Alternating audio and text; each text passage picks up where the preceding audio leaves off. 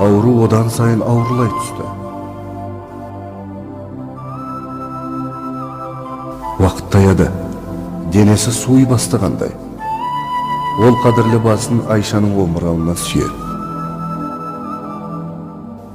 Көздерін жоғарыға тікті.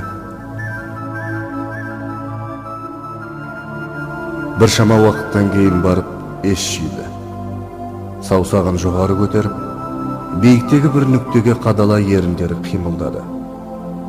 Мұсылмандардың анасы Хазіреті Айша оның не айтып жатқанын тыңдау үшін еңкейіп құлағын тосты.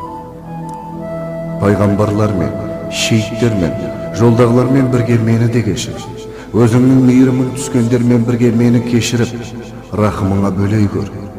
Мені өзіңе қабылдай көр.